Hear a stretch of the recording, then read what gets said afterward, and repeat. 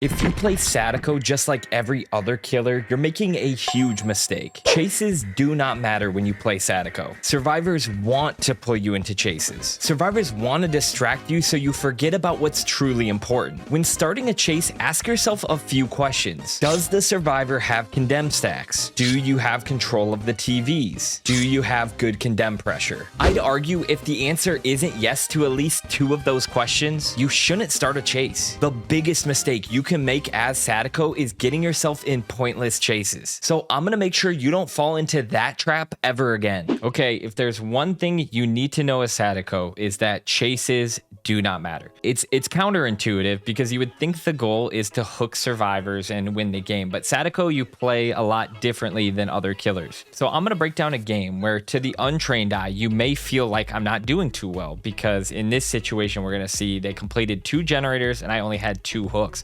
But because I had good condemn pressure, I was controlling the TVs, and I was being very selective on who to chase, I ended up dominating this game and I felt in control the entire time. So starting off, my goal for every match is to get my first injure before the TVs turn on. And a lot of it is RNG. You can't really control that depending on the map or where survivors spawn. But in this specific case, it's right around when my TVs are going to turn on. I run into the first survivor who's right at this gen right here. So generally speaking, I try to get an injure before the TVs turn on, but I don't want to get into chases. So this is a chase, this Michaela here.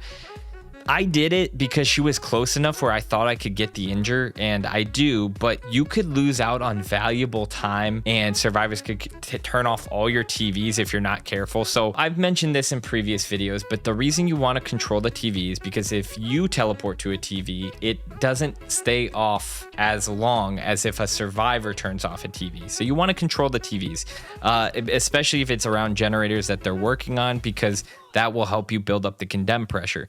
So in this situation, I decide to commit to this chase for a second.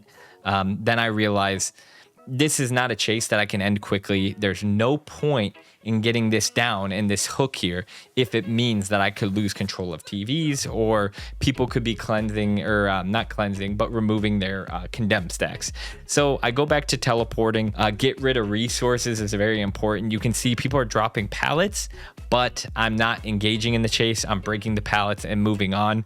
This will come in handy once you get to the point where survivors are starting to receive condemn. You really just want people injured. My goal is just to keep people injured, and then once they're condemned, I can down them and mori them, and then once you mori one survivor, the game's basically over. So I'm just continuously asking myself those same questions. Does the survivor I'm chasing have condemn stacks? Do I have control of the TVs? Do I overall have good condemn pressure? That's kind of a tough thing to know. To judge. Condemn pressure is more of a feel, but I feel like I'm in a pretty good spot here. So this was a down that I knew I could get probably, so I committed to it.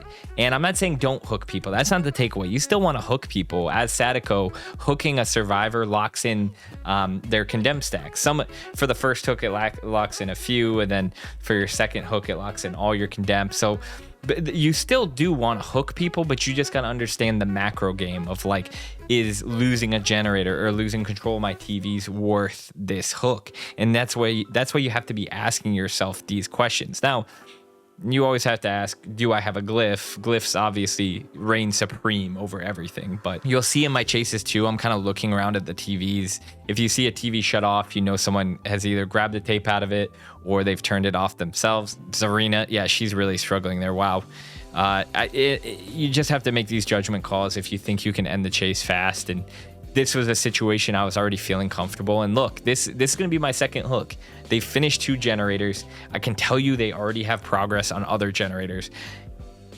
If this was another killer, you might be saying like, oh, he is screwed. Straz is screwed. But in this situation, because I know I have control of the TVs, I know survivors have good condemn pressure. Cheryl has good condemn pressure. Laura has good condemn pressure. Michaela has some. So you know, I'm in a good spot. I'm not too worried. We just have to continue to think of the macro level. So we teleport here. I see some scratch marks. I see that she's on the inside room. I don't think this will be that long of a chase. She's already injured. We get the down. We can hook her, lock in some of her condemn stacks. In this situation too, I have the add-on where I kind of want to start locking in people's condemns. And this Cheryl's a perfect example.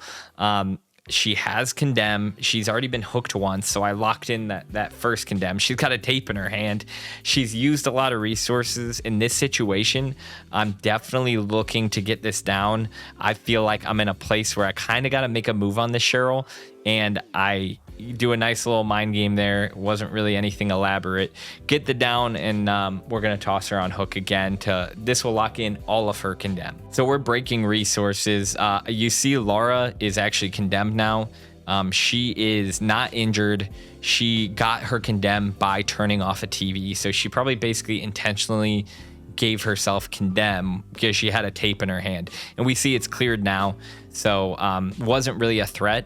But this Michaela, on the other hand, is injured, and I know what TV she's going to. I have bloody fingernails.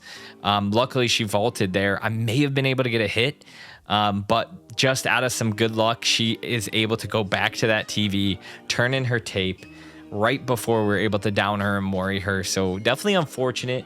Especially in a game like this, 3 generators left. Or I'm sorry, 3 generators complete, 2 generators left. I would have loved to get a mori there, but you can't get discouraged. That it just goes to show that we had a lot of good condemn pressure. We just were unfortunate and weren't able to get the mori. So with Laura, she's definitely starting to build up condemn pressure, but she's healthy. Not someone I'm looking to engage in a chase. It's just, at this point in the game, it's just not worth it. I would rather control the TVs, especially ones that I know they're by, then keep people injured. If I feel like I can quickly end a chase, I will. But in this situation, Cheryl body blocks, but she is unfortunately death hook. And after a failed flashlight save, she's going to go on hook for our first kill. So 2 generators left. They definitely are still in a position where they could win. But I have 2 of them injured. We're playing Chaos Shuffle, so someone got the bad hand of no mither, and Laura here is going to take another hit, and then we're just going to leave her. I can't imagine I pursue this. Nope, and Zarina's now condemned. I know exactly what TV she's going to be headed towards, and I believe this is going to be a mori here. Look, yeah, I mean, no resources left, right? Because we did what we needed to do. We destroyed resources. They tried for a flashbang. Destroyed resources. Pick the chases we wanted to engage in. So with 2 people left, 2 people dead, this game is over. You know, it's going to be really difficult, especially because I kept everyone injured for them to turn this game around.